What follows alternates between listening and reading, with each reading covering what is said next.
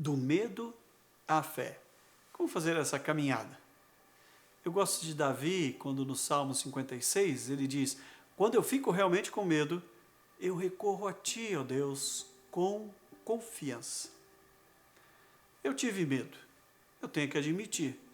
Podia parecer para muitos apenas um motivo de celebração, de comemoração, afinal, eu experimentava um momento muito especial na minha vida como pastor. Eu recebia, quase que por unanimidade, um chamado para continuar o meu ministério na igreja onde eu sirvo. Por mais um período ainda de 5 anos, eu fico olhando a misericórdia desse povo em me suportar, mas fiquei com medo. Talvez eu preferisse, como mencionei a muitos, estar celebrando o que se passou, do que olhando para o desafio que estava diante de mim, muito maior do que eu mesmo. Eu sinto-me pequeno diante de tão grande desafio. Eu decidi então que era o momento de reciclar os meus conceitos sobre o medo diante da oportunidade que o momento me permitia. Considerando que me sinto receoso, para ser sutil, quando tenho que lidar com altura, eu lembro-me da aventura de escalar lá nas encostas do Pico da Bandeira, na minha terra natal, lá em Minas, as experiências que vivi ali.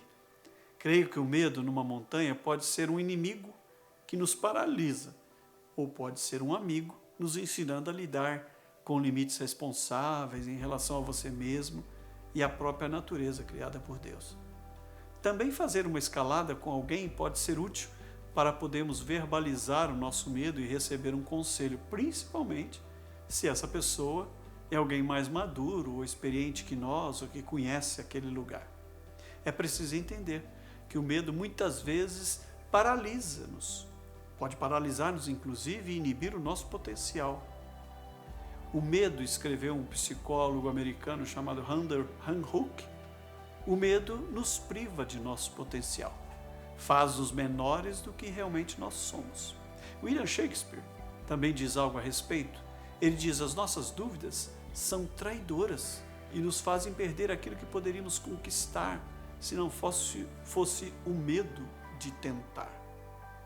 Max Lucado, um brilhante escritor dos nossos dias, que escreve de uma forma muito fácil, muito perceptível das sensibilidades nossas, descrevendo os desafios que vivemos na vida diária, ele fala sobre a realidade que todos nós podemos experimentar, que é o medo. E ele diz assim: o medo, ele disputa posição no lado da nossa cama, esperando ser a primeira voz que nós ouvimos logo que abrimos os olhos.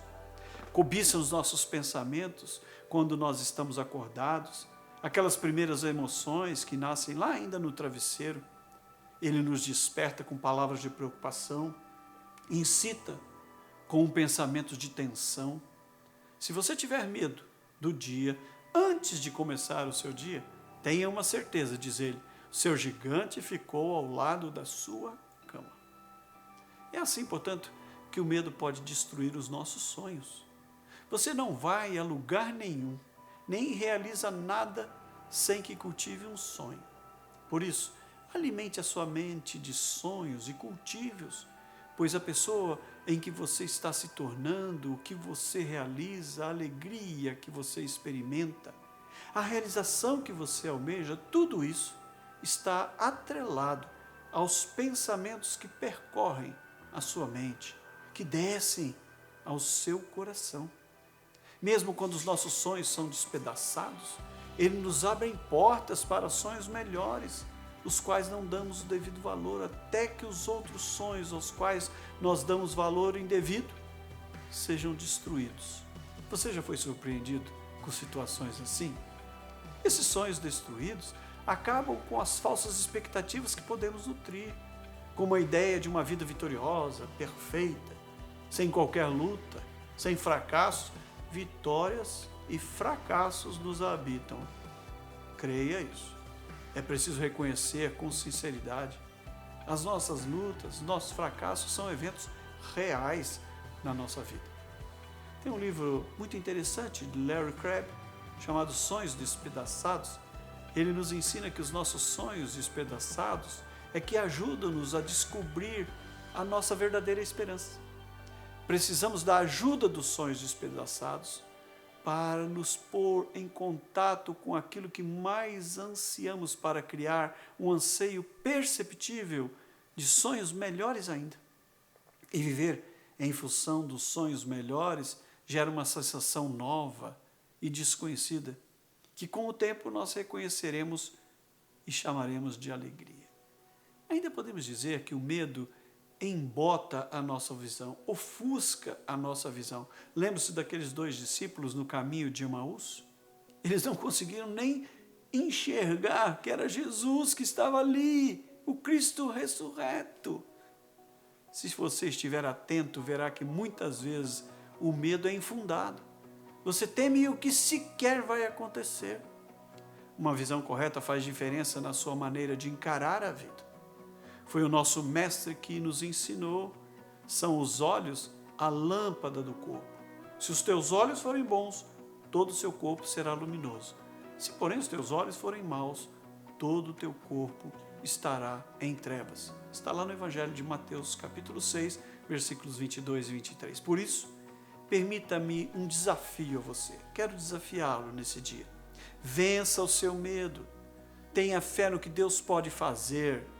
Não se mire no seu próprio entendimento. Vença o seu medo e coloque a sua fé em Deus. Ele é capaz de transformar sonhos despedaçados em um prelúdio para a alegria. Com Deus nós aprendemos que mesmo em meio à nossa dor, Ele está trabalhando a nosso favor.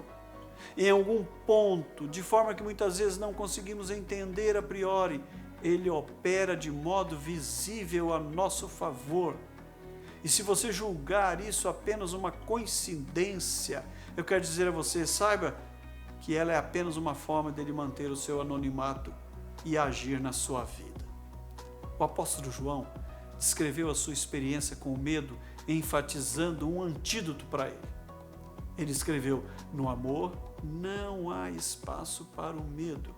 O amor amadurecido expulsa, lança fora o medo. Considerando que o medo causa uma vida vacilante, cheia de temores, medo de morte, medo de julgamento, podemos dizer que quem tem medo não está completamente aperfeiçoado no amor de Deus, diz ele. Mas nós podemos desfrutar deste amor. Amar e ser amados, pois fomos amados por Ele, somos amados por Ele. Por isso agora podemos amar também. A verdade é que Ele nos amou primeiro. Quando os seus medos surgirem, transfira-os para Deus. Como escreveu Davi: não temerei perigo algum, pois sei que Tu estás comigo. Lá no Salmo 23. Do medo à fé. Se concentrarmos a atenção nos problemas, fixando-nos nos nossos medos, na nossa ansiedade, ela irá crescer, nos consumir, a coragem vai diminuir. Mas quando nos voltamos para Deus, encontramos a confiança e a coragem de que necessitamos para enfrentar as nossas dificuldades e os nossos medos. Eu quero repetir o texto bíblico. Quando eu fico realmente com medo, eu recorro a Ti com confiança. Pratique a sugestão de William Carey, um missionário inglês do século XVIII. Ele diz assim, que o tamanho do meu Deus venha determinar o tamanho dos meus sonhos. Que o tamanho do meu Deus venha determinar o tamanho dos meus sonhos. Que Deus assim te abençoe rica e abundantemente.